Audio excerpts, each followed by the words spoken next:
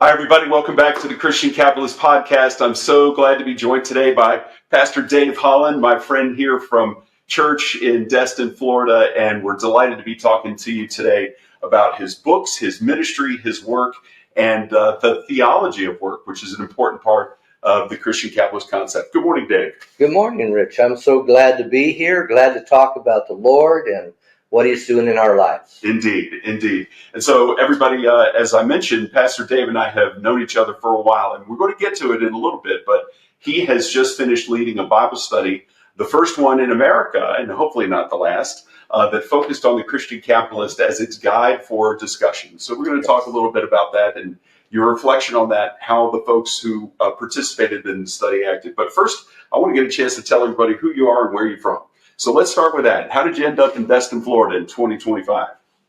Well, it was a long road, but I grew up in Los Angeles, in East LA, a barrio kind of gangland area. Wow. And I came to the Lord when I was 16 and attended a church in downtown Los Angeles that was the headquarters church for our denomination.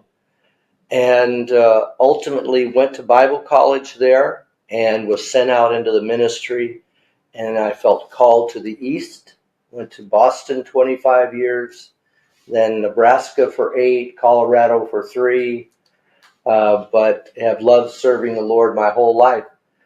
My wife and I made an agreement when we first got married. She said she would go with me wherever the Lord led, as long as when we retired, it was near the ocean. Okay. She retired from American Airlines, so we were able to fly freely to a lot of different places, destinations, and sought for a place. And when we came to Destin, we found the house and the place to retire, and we knew it was the Lord leading us. And so we retired from the full-time ministry to here, where our life's gone. We've been here now 6 years. I was just going to ask you how long you've been at Destin. So let's, Dave, we have a wide variety of people who listen to the podcast and watch it on our YouTube channel, including a number of kids in college. So let's talk about, rewind a few years back to when you're in Los Angeles. What, as you're getting out of high school, what called you into wanting to go to Bible college? Well, I had grown up very poor, but I worked hard in school. I was in every extracurricular activity imaginable. I was student body president of my high school. Wow. I was driven to get out of the barrio, to get out of East LA. And when my senior year came about, I was awarded a California state scholarship to any college or university in California. They would pay full ride for 4 years, including a weekly expense allowance. Wow. And I thought, man, I have arrived. Yeah. Now, I got saved in the midst of all of that, and I thought, okay, Lord, you got a good one. I'm going to make a lot of money, and I'll give you some, and we're great. Let's get out of East LA. And so the week before I was to start at Pepperdine University, their new campus in Malibu Beach, their dorms were what they called suites overlooking the ocean. Wow. I've heard Pepperdine was beautiful. That sounds fantastic. It is beautiful.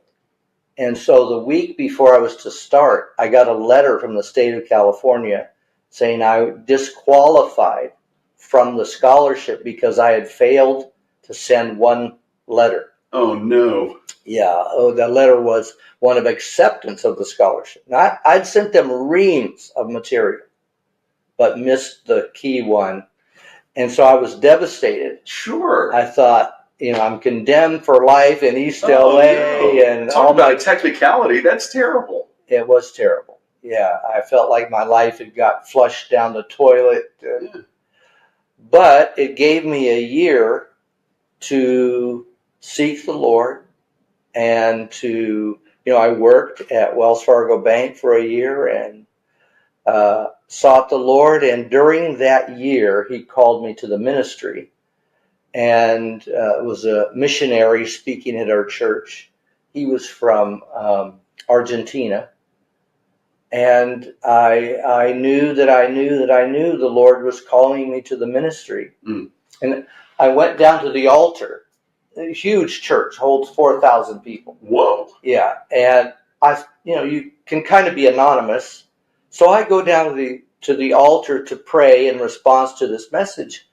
And I'm hearing other people kind of gathering around me. And I thought, well, okay, I'm just seeking the Lord. And this woman starts crying. I mean, loud, weeping. Oh God, and she's like really almost obnoxiously. I thought, lady, I'm trying to pray here, and she's wailing and carrying on, and by then there's a big crowd at the altar praying, and whatever their issues were. So is this for those of us who are in the Episcopal Church or Catholic or Lutheran? Is this what's usually referred to as an altar call? An altar call, okay. Yes. We don't do that in those denominations, but I'm glad to hear this. All right, so everybody up front. Everybody's up front, and there's probably 50 people down front, kneeling and praying, and then others who came to pray for them. And this lady just weeping and crying, and finally, I can't take it anymore, and I turned to tell her to be quiet. And I look, and she's directly behind me, and she is praying for me. Wow. She was weeping for me. And I didn't know what to do. I'd never had that I could remember someone cry for me. And I was utterly broken. Just, oh God. And then I started to cry. Of course. It was... wow. It was a scene. A scene? Yes. And is this a woman that you had known before? No. Wow. I did later. Turned out she was one of the professors at the Bible college. Isn't that something? Yes. And not a very popular one at all. She was kind of cranky and, older. Yeah. But she gave her heart to the Lord, and she poured it out praying for me. Isn't that something? Yes. So you're leaving high school and feeling like you got it made, heading to Pepperdine. Yes. That gets derailed. Now you're heading to Bible college after this tremendous altar call. Yes. How'd you feel differently? Were you on the wings and feeling inspired as you headed off? Or was it still more, oh man, I can't believe I didn't get to go to Pepperdine? Oh no, Pepperdine was in the rearview mirror, and I would describe it as I had a peace that I was going the right direction in. God's plan for my life was different than what I had expected, but definitely a peace. This was a small Bible college of 600 students in downtown Los Angeles, a worse neighborhood than I had come from. It was worse than East LA? I mean, oh yeah, worse. Wow. You could hear gunshots at night. Oh no. Oh yeah, and nobody's hunting in downtown Los Angeles. It was wild, and that's terrible. It was a small Bible college. And what was the name of it? Life Bible College. Life Bible Today College. It's called Life University, and they bought a new campus and okay. Yada yada. But and they weren't accredited at the time, so they didn't qualify for the California State Scholarship Program. Mm. So I worked my way through Bible college. And how did you do that? I got a job at United Parcel Service, loading trucks and unloading trucks. For you kids out there, that's UPS. And was that one of those overnight jobs where you load cargo to keep things moving in the middle of the night? Or yes.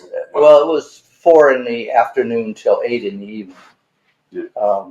Evening enough. Yes, and 4 hours of work there, which was a hub that processed over 2 million packages a night. Wow. So it was huge. We were loading a 40-foot truck. 2 guys would load it in an hour and a half. Wow. Yeah, so it was pretty hard work, but the time flew by. It felt good. It was, there was camaraderie in your particular area of the building. And so I could go to classes in the morning, study in the afternoon, go to work at UPS.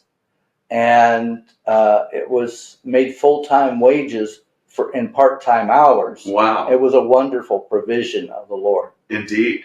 and I'm sure you slept like a rock. I did. I did That's a lot indeed. going on. I did, yeah. That's great. Yeah, I worked all the way through Bible college. Isn't that something? So you graduate at Bible college, and then what were you in LA for a while before you decided to move out to Boston?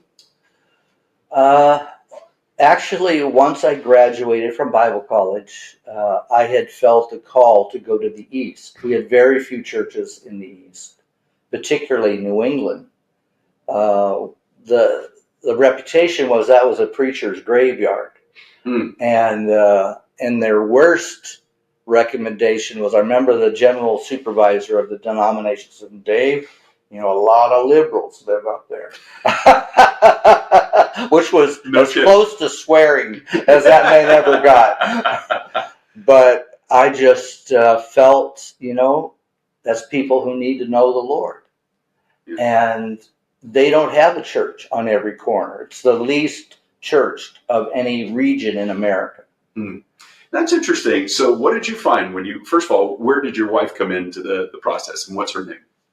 My wife's name is Joni. She came in later, 20, almost 30 years later, after I divorced. Okay.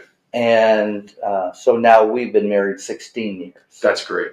Yes. So you move out to Boston, or to Massachusetts. Were you in Boston or out in the country? A suburb of Boston, south in about 25 miles. And when I think Massachusetts, in particular that part, my goddaughter goes to Boston College. We know folks, from that area. I think it's heavily Catholic, in particular Irish Catholic. So what'd you find when you got there? So from Boston to Providence, that corridor, it's 90% Catholic. Which when I went there, I thought, these people are not saved. They need to be born again, which is what I'd been told in Bible college. Interesting. Well, as I got to know Catholic people, turns out they were just, different language, a different, approach to theology. They had different names for things, but there were many wonderful believers in the Catholic Church. Not all. But then I look at our churches, they're not all great Christians either. Right. So I arrived there in the late 80s at the tail end of the Catholic charismatic movement, when over 1 million Catholics got filled with the Holy Spirit during that period. Wow. Yeah, it was amazing. The 6 states of New England. And so now in that area, there were 5 to 6 million Catholics. So it was not all Catholics, but certainly a lot of them. And the Catholic Church as an organization ultimately clamped down on those independent charismatic meetings they were having. And so those Spirit-filled believers now scattered looking for a Bible preaching church. And so that's how many came to my church who had been raised Catholic but felt ostracized, and they were taught the Word of God at my church, and there was the freedom of the Holy Spirit. And that was the environment they had known in these charismatic meetings. So during that time, we planted a new church every 18 months. Wow. Yeah, besides my church that had grown, people were coming from all over, so we would start Bible studies in their geographic region or their town, and that would grow, and then we would bring a pastor in, which did not work well. So we started our own Bible college there, an extension of Life Bible College in Los Angeles, and started developing our own ministers. So eventually, during the time I was there, we planted 18 churches. Isn't that something? Yeah, not all of them directly from me, 7 of them from me and my church, but churches we planted in this part of Massachusetts. Yeah. For those of the folks who are listening to this and hearing about what your ministry in Massachusetts, having moved from Los Angeles. And so really, the roots that you're setting down for you as a person and a family man were also being planted at the same time you're planting roots for the church. Yes. What does that look like for someone who's listening to this and saying, I just can't find a church in my community, wherever that is in America, that I'm comfortable with? What's it look like to plant a new church? Every year and a half is a lot. So what does that kind of process look like, if you can summarize it for folks? It's a lot of hard work, and definitely the leading of the Lord. And yes, my children were born in New England, are New Englanders at heart, both good and bad.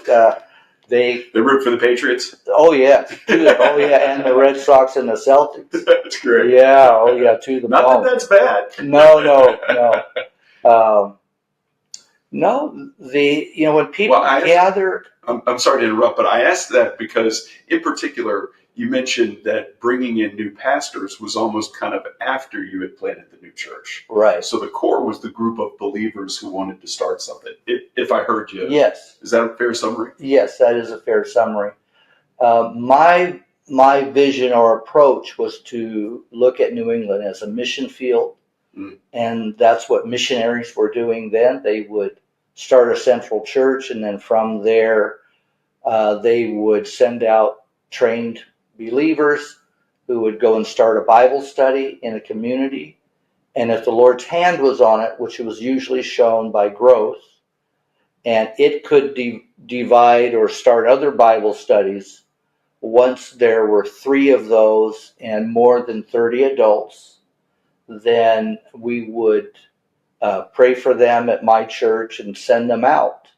And those 30 would go and they'd rent a building. And wow, isn't that wonderful? So the critical mass is 30. That's what it was for me, as I understood. Gotcha. The big mistake, in my opinion, that You're reading my mind. What lessons did you learn in this?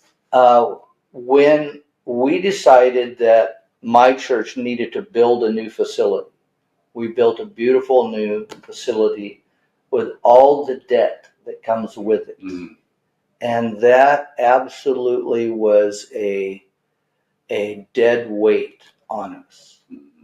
Sending out groups to start new churches had to stop because we had to keep the finances closer to home to pay for that building. Mm-hmm. Had we just continued in our humble little church that we had bought cheap, if we had just stayed there and just continued sending groups out to plant new churches, we probably would have been better off. Mm. In terms of the kingdom. Sure. Well, the 2025 word is sustainability, right? Having that much debt can really hinder your sustainability, it sounds like. Yes, exactly. So as you're building the kingdom in Massachusetts, then you're called, it sounded like second was Nebraska? Yes. At the end of my time in Massachusetts, my ex-wife left. Absolutely devastating experience. Mm. If you've ever hunted or gutted an animal, that's what it's like getting divorced. I don't recommend it. Oh, no. Yeah. I mean, it was just absolutely horrible. But I found that God was bigger than my failure. I found His grace was greater than this huge trial that, devastated. I subtly had achieved the dreams I had when I was in high school. Yeah. I was living in a beautiful home on a hill, stream running through the backyard in Massachusetts, pastoring a good-sized church. I had achieved the dream. My kids were healthy. They were now starting to go to college and get married.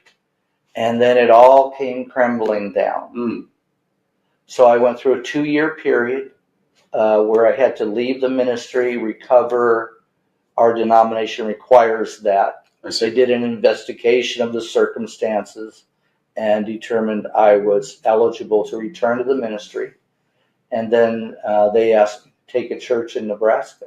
Wow. All right. So my parents were born and raised in Montgomery, Alabama, and went to Lanier High School. My dad enlisted in the Air Force, and so they spent their first 3 years in various colleges in Alabama. But as part of getting his commission as an officer in the Air Force, he needed to really intensely finish his college studies and get his commission. This is all in the late 60s.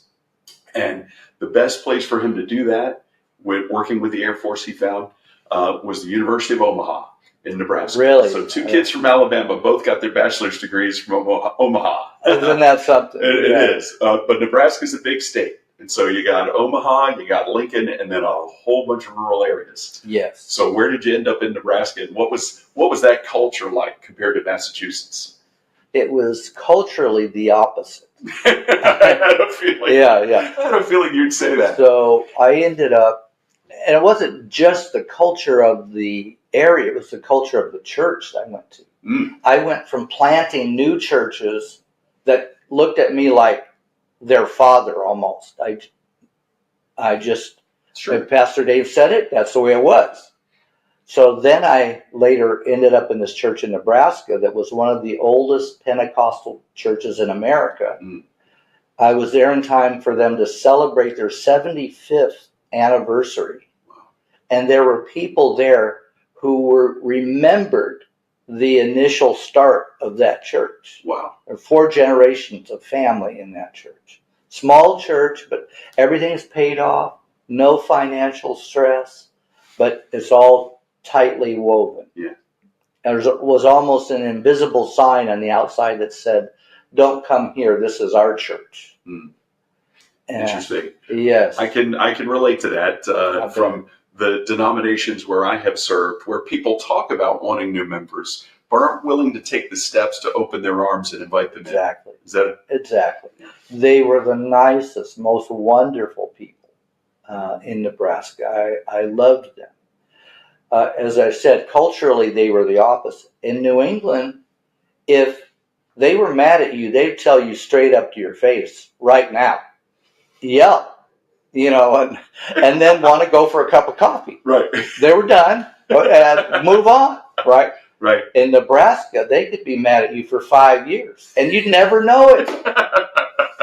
Yeah, it was. That's something. Yeah, it was That's great. a more passive-aggressive kind of culture, but salt of the earth people. The experience of ranching folk. I was in North Platte, which is a town of about 25,000 people. Oh wow. In the western part of the state. And if your water froze up in the middle of the night, you call one of them, they're on their way over to your house. Isn't that something? With the tools or whatever, Right. unfreeze Right. pipes. Right. Right. So I have to say that it was a good experience. It was very difficult to bring them to a place the church could grow. And I'm not sure really that I succeeded. And so from there, another stop and then down to Destin. So Yes. Have you, because everybody in our community refers to you as Pastor Dave, have you put aside ministry in a church for now, or do you view that as something that God still holds in store for you? I serve in the church that I attend at Destin. Oh, you do? Okay. I do. Great. I misunderstood that, Dave. I'm so glad to hear that. So what do you do at Destiny? So we are greeters. This is something I do with my wife, which is absolutely wonderful. You get to talk to people, smile, give them a hug, and they're in and you're done. It's not 24/7. Right. Right. So that's a great thing. And of course, serving with my wife is an absolute joy. Joni is a walking party. I mean, That's great. She is friendly. She's outgoing. She's amazing. I'm kind of the straight man of the app. Mm-hmm. But I also serve as a small group leader that you referred to, where we studied your book. Yes. And I also serve as one of the captains of the greeters on particular Sundays.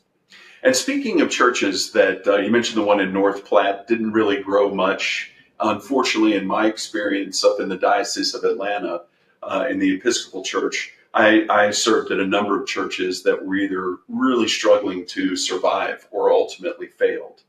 And then here we are finding ourselves at a Bible study together at Destiny, Yes. where they've recently purchased a building, torn it down just to make room for parking.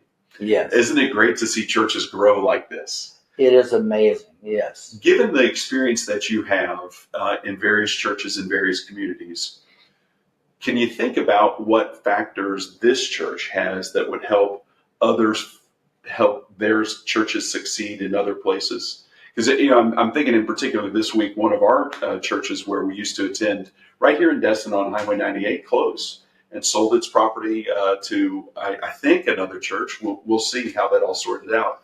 But it's interesting timing to me that in the same month we see such tremendous growth as evidenced by improved and increased parking capacity when with literally 5 miles away another church is closing. What do you think makes a church like that successful? Well, Destiny, like what I believe, like other mega churches, are anomalies. They're a statement that God wants to make to the church at large. There's a message there, or there's something about it that God is trying to say to the world, and he needs a big megaphone to say that. Mm-hmm. But I don't think that's normative. Jack Hayford actually said once that he felt that even though his church ran over 10,000 people, he felt the normal church in America should be 200 to 300 people. So I don't know in other denominations how that works or if those numbers work, but it certainly did in ours. And I think too many times, myself included, there's too much ambition involved to want to be the megachurch, to want to be huge, to want to be known and famous, as it were, and make a good salary, which comes along with pastoring a large church. I've done that in New England, and it was exhausting. Mm-hmm. It was emotionally draining, and ultimately not because of the church, but I didn't have the emotional resources to take care of my own home and wife that I should have. Mm-hmm. So to answer your question, though, in my view, the church in America, and we've now exported that to the world, has too much love for buildings, too much love for big and successful. I talk to young people in the ministry now, and they just want to be successful. They need this affirmation that they're successful. Yeah. And that's not it. And to tell you the truth, Rich, your question is flawed. Oh, okay. It is not about the church. It is about what God wants to do in people's lives. Mm. And when that is the focus, God always wants to move in people's lives. He always wants to save them and help them grow. Mm-hmm. He's not so interested in the big church or the big ministries and what if we just leased a space like somewhere like this and gathered 30 people and saw it grow to 70 or 100 and rented another place? And so it sounds like to me, and I agree with you completely, that as long as it's sustainable and we're making an impact on people's lives, then God's will is being accomplished. Exactly. I think even more purely, that is the root. Hmm. When the minister wants to make income, things get skewed, in my view. Mm-hmm. And I was full-time ministry for 40 years. Mm-hmm. I mean, I'm guilty as charged. But I was driven, that same drive that tried to get me into Pepperdine and become big and successful and make money, that same drive influenced my ministry, unfortunately. Interesting. You can serve, what's the phrase from the gospel? You can't serve God and money. That's exactly right. Exactly right. But one of the concepts of the book is that you can serve God with money. Exactly. So let's talk about that a little bit. You just, as you mentioned, you're the leader of this Bible study at Destiny, and y'all have spent, I think, a week on each of the 12 chapters of the book. How was that experience? First of all, how did you personally perceive your thoughts change, if at all, about work and giving? Well, I found the book to be tremendously affirming. And if you want to see it, great book, great cover, loved it. I had always had this work ethic, primarily driven because I was poor and wanted to not be poor and to get out of the barrio and to have a home and a family and a normal American life. I wanted the American dream. And so I worked hard for it. And when we were building the new facility, our budget got whacked right off at the beginning of the project, so we had to do a lot of the work ourselves. So I worked pastoring the church and the churches we had planted and construction, and I learned a lot and got skills during that I wondered construction about that, period. where those skills came from. Okay, Yes, good. yes. And I asked that and mentioned that to our audience because you currently are pastoring at Destiny, but also have your own handyman and carpentry business, right? Yes. And tell us a little bit about that. Where along the way did you say, you know what, I'm going to turn this from doing stuff around my own home to doing this in other people's homes? Well, the need for income partially drove that. Okay. Also, the need in this area where there's just a great influx of people, particularly elderly people, who are somewhat affluent, but they own these big homes and they don't know how to maintain it. Yeah. So this need for a handyman, so to speak, was evident, and I could charge a pretty good amount of money and keep my schedule as my own, and it seemed to please the people that I worked for. What was wonderful, Rich, was discovering that when you work beside people, because I hire people now, I have as much chance to minister to them as I ever did in the formal ministry. Mm. And the same with the owners of these homes or places I go to do various projects. Ultimately, I'm going to be able to minister to them, not by me forcing my way in or preaching at them or quoting the Bible. I try to be honest and happy, and somehow they perceive there's something different about me. And ultimately they ask. And when they ask me why I'm different, the door is wide open. Exactly. Dave, I describe that as shining the light of Christ to Mm-hmm. people, and they can see it as clear as day when it shines from you. Yes. And so I love to hear that the impact of that is that people open the door and ask. Right. So two things about that. The first is we've had, as I mentioned, you're the 29th guest we've had here on the podcast, and a number of folks who have come to us before describe themselves as workplace ministers. Mm-hmm. These are folks in corporate jobs, in office buildings and business travel, but workplace ministers can exist in all kinds of businesses. So I love Yes. the fact that you're able to minister to both the folks that you're helping and those that are helping you. Yes. But it starts with shining the light of Christ. When folks open the door and they see that light, and I think of what Jesus used to tell his apostles, for those who have ears to listen, hear. Right. What do you say? How do you start? Or is it different every occasion? It is different every time. Often people will have Christian things around their home, or a Bible laying around, and I'll drop casual comments. Some good reading in there. You enjoy it, something like that. Yeah. With open-ended question, and people readily talk, especially when they get to talk. So I would say I do more listening than I do talking. Mm-hmm. And I would also say that their need sometimes supersedes everything. Their need is evident. My husband fell last year, so he can't change this light fixture. That's why they called me. Mm. And so I might offer to pray for their husband or whoever the person is that had a problem. But it is inevitable that the opportunity will arise. Paul said in 2 Corinthians 5, he said, pray for me that the door of opportunity will open, that I might speak the mystery of Christ. I love that. Yes. And if we did that, we went through the doors the Lord opened, we would be far more successful at ministering to people wherever we're at.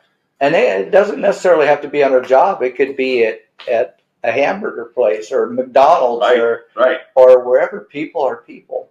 So our first guest on the podcast is a Catholic deacon in San Antonio. He and my dad served together in the Air Force in Italy in the early 80s.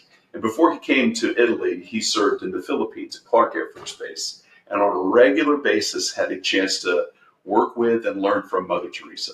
Oh, really? Yes, sir. Made my hero. Exactly. Right. And so if you haven't had a chance to listen to episode 1, I encourage you to, because just hearing him say, Mother Teresa always said, right, you're on the edge of your seat. A real life saint, right? Yeah. But Mother Teresa always said to Dan, every single person has been called by God to be someone special for someone else.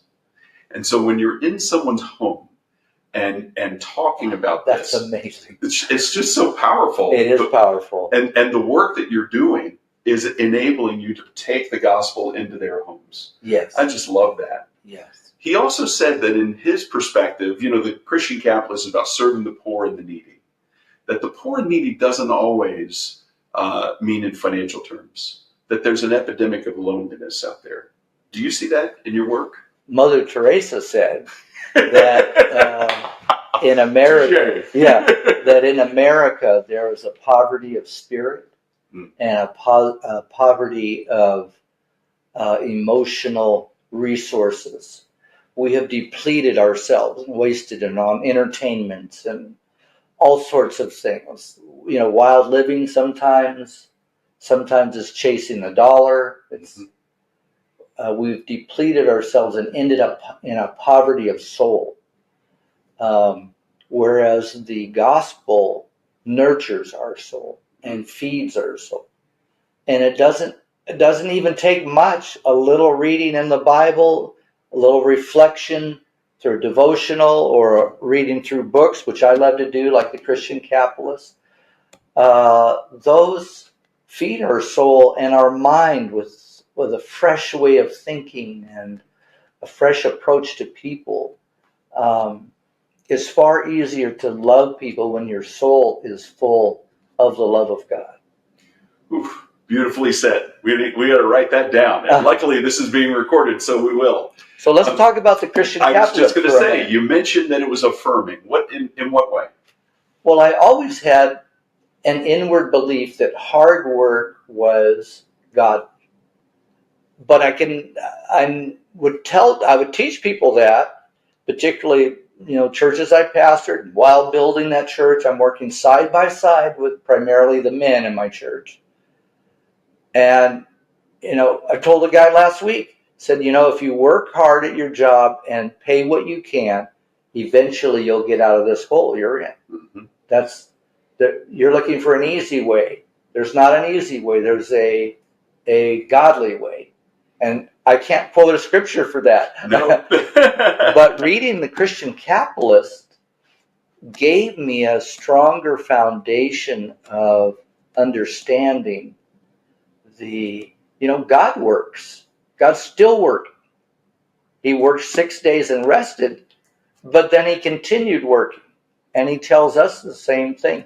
He has a work for us to do. I tell young men, you will never find yourself until you find the work that God meant for you to do. Mm. And by work, I'm not talking about the ministry. You should have a ministry whatever you do. You should serve people, that is, whatever you do.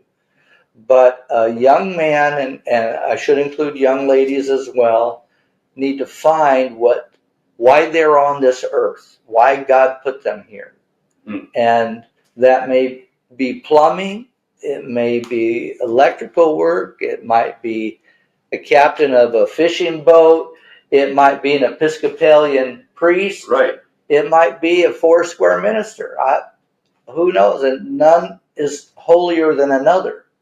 So I love the fact that you went back to we know God works, because that's chapter 1 of the book, right? Right. And the reason that that's the case is I wrote it by cracking open the Bible and saying, I'm going to read it from Genesis to Revelation and let God guide me to what he wants me to read about work and giving. Yes. And there it is, right there in Genesis 1. He Right. works for 6 days to build everything that we have and then rests on the 7th day, but then gets right back to work. It's hardwired in us because we know he created us in his image. Yes.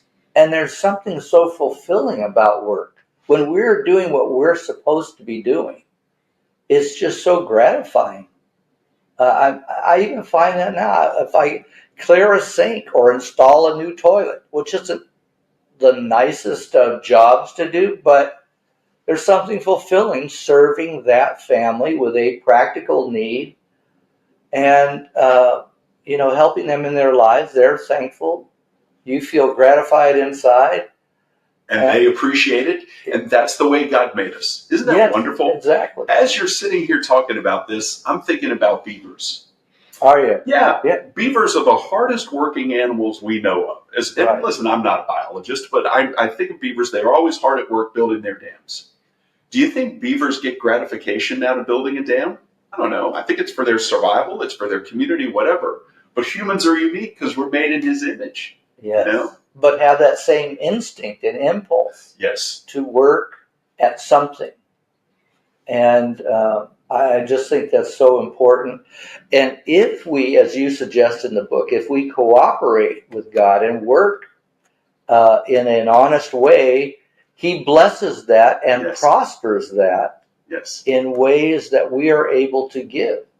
I was just thinking the other day, when we retired from the full-time ministry and moved to Florida, we had been supporting 5 different missionaries, whom we still support. And it was in a very small way. I remember apologizing to them. It was like $25 a month to each of those. And they're from Africa, Europe, a couple in Europe, one in Mexico. And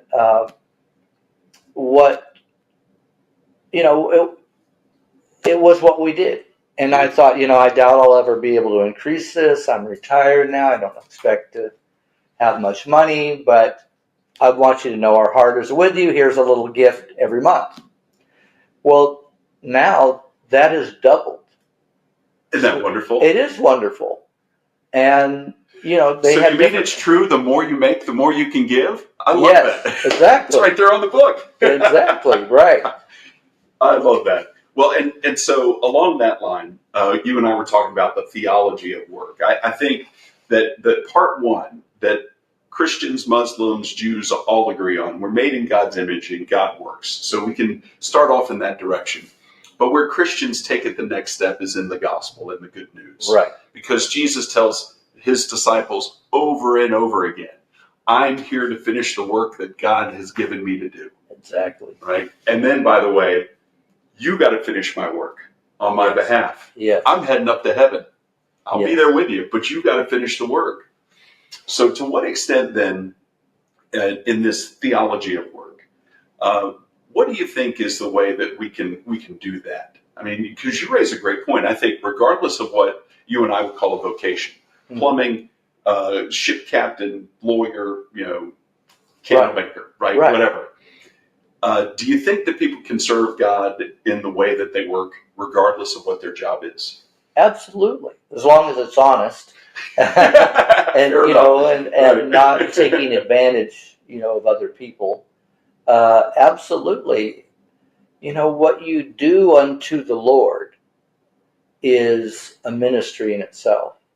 If Paul said, "Whatsoever is not of faith is sin."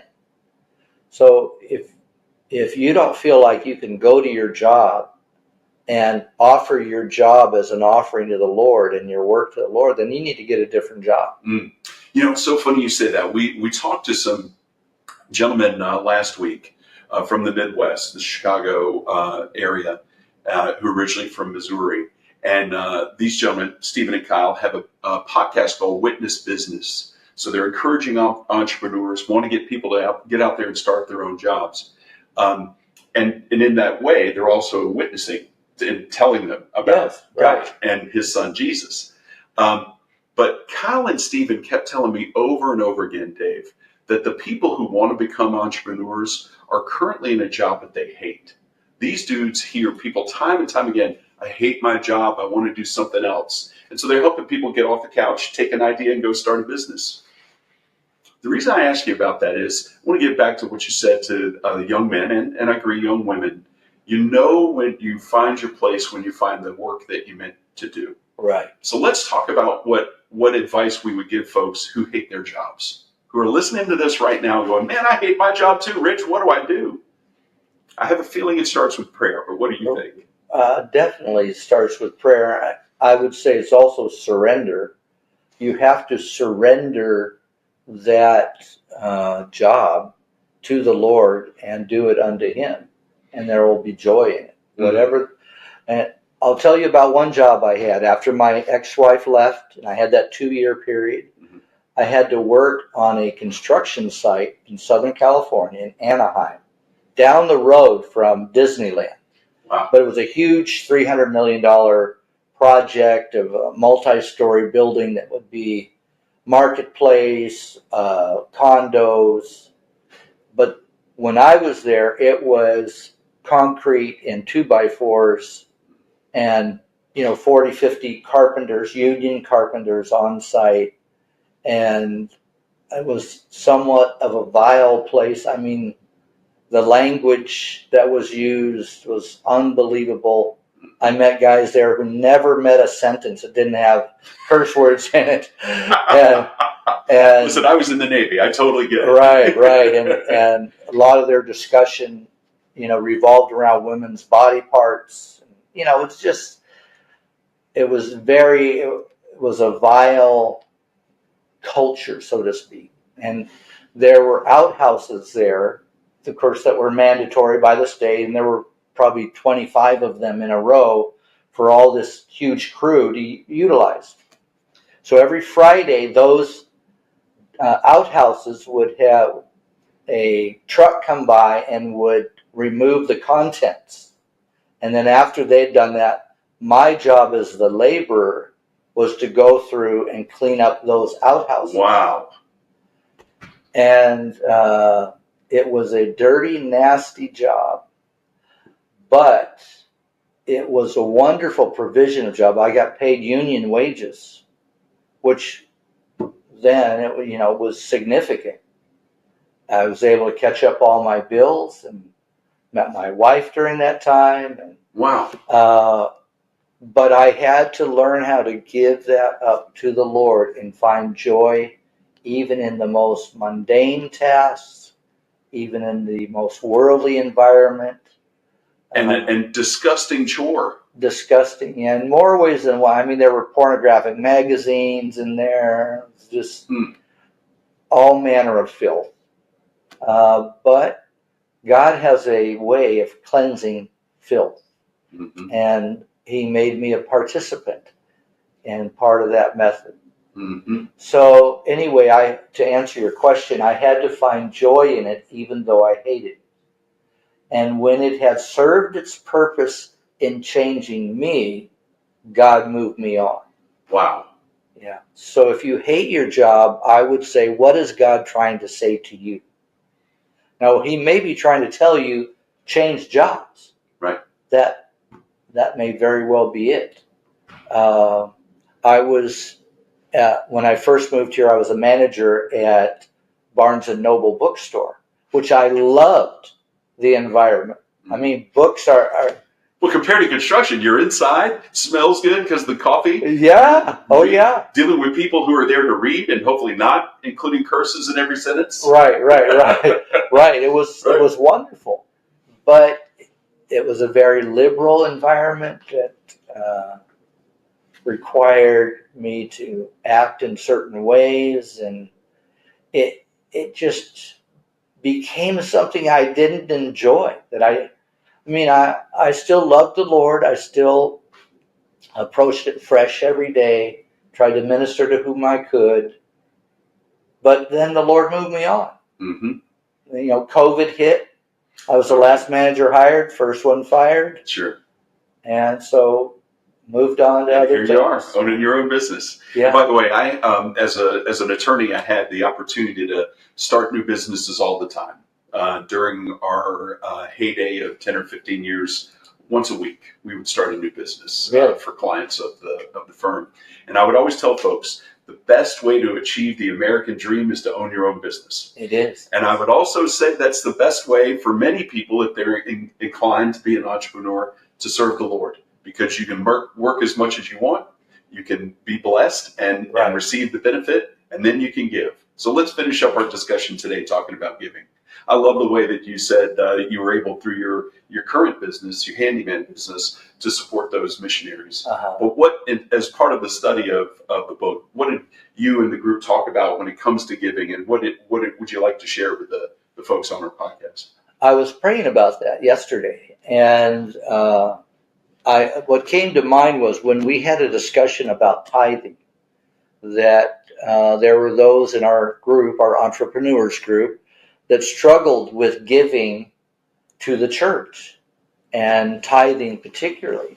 And so the discussion was kind of going back and forth.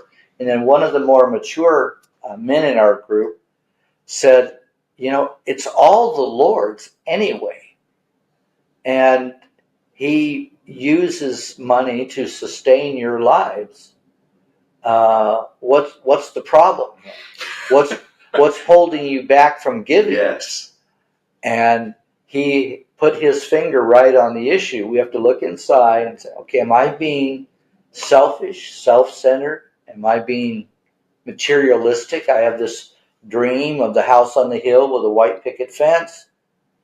Or have I yielded my life to the Lord? Ultimately, it boils down to your motives.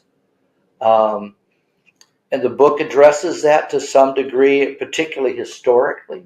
I felt like, to me, who love church history, your discussion about John Wesley and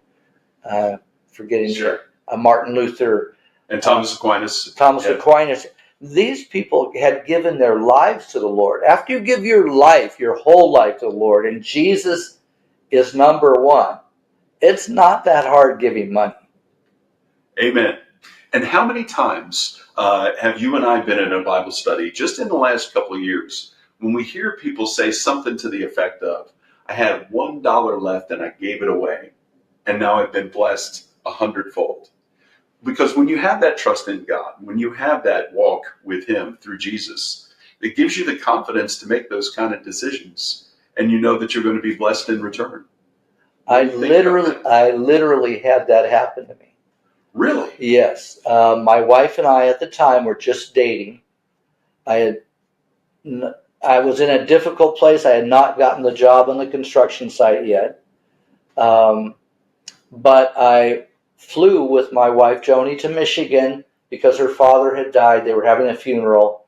I came back earlier than she did, and I was arriving in at the airport, and I had $20 left, period.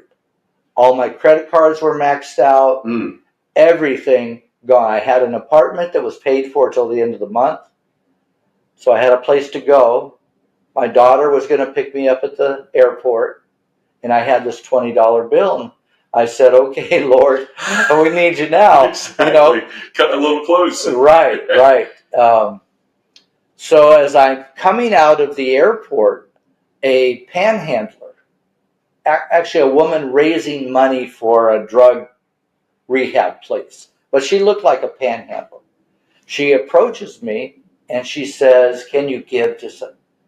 And I'm saying no, and I turn to walk away, and I hear this voice on the inside of me, not an audible voice, a still small voice say, give her the 20. Whew. And I said, Lord, that's my last 20. He said, give her the 20. He said again. So I turned and I put the 20 in my hand, and I had her put her hand in mine. I said, now promise me this is going to go to help these people at this rehab center. And she looked me back in the eye and she said, I promise. I kind of think, look at this, she was an angel. You're reading my mind. Yeah. But I gave her the 20, and I turned to leave. My daughter pulled up and drove me back to my apartment. As I'm getting out of the car, an old friend is pulling into the same parking lot. He sees me, goes, this guy loves to eat. Says, Dave, let's go to lunch. And I'm like, Mike, his name was Mike. And he said, I got it. So we went and ate big lunch. And then we get back in the car. He drives me back to the parking lot of my apartment house. And he goes to shake my hand as we're leaving. And in his hand, he slips me 2 $100 bills, which was amazing. Yeah. So I went back into my apartment, pulled out the Los Angeles Yellow Pages, looked Kids, for those in the old days, we didn't have the internet. You had to Right. look up phone numbers in this thing called the phone book. Yellow Pages were for businesses. Right. So I opened it up to these day laborer job companies. The first one I find, not too far away, put my finger on it, call them up, and they said, oh, come on in. So I go in, and there's all kinds of guys hanging out outside, hoping to get called for a job. And day laborers, that's kind of bottom of the rung. It's laborers for the day who clean up places or paint maybe or whatever. And so I go on in, and I filled out the application and gave it back to the people who worked there. And as I'm starting to leave, the lady behind the desk calls me, says, hey, wait a minute. She calls me back, and she says, come over into this office. And they offered me the job on that big construction site. Wow, right there on the spot. On the spot that paid union wages. This was 20 years ago. It was like $34 an hour. Wow. Yeah, it was good money. And I was there 6-8 months. And just like that, because you gave. Because I gave. Isn't that wonderful? It is wonderful. God bless you. Now, God doesn't always give that way, and I don't even think that's the best way. I think the best way is you give your tithe to the Lord each Sunday when you go to church, your first fruits on the first day of the week, you give to the Lord, and you give as people have need around you, like Mother Teresa taught. There's need all around you. Right. If you just have eyes to see and give to those things that cross your path, and if you live a life of liberality, life becomes liberal with you, in a phrase. Yeah, absolutely. As you bless others, you will likewise be blessed. Many times over. Dave, I can't wait to have you back on the podcast. We got to talk about your book. We got to talk about Christmas Jesus and the other project you're working on with the Gospel of Luke. But I think that's a terrific way to end our discussion today. Thank you so much for joining us. All right. Glad to be here, Rich. And it's great to see you. All right. So one last thing, our signature question on the podcast. Since you've spent the time with this book, last word goes to you. What does it mean to be a Christian capitalist? What do you think? It means to be a Christian who is aware of need around them and who works hard enough to produce an income to give to those who have needs. That's what Jesus did. He came to work for our benefit, and now we work for others' benefit. Amen. Beautiful. Thank you so much for joining us today. And everybody, thank you for joining us on the Christian Capitalist Podcast. I'm Rich Sanders. It's great to visit with Pastor Dave Holland today. And remember, the Christian Capitalist, the more we make, the more we give. We'll see you next time.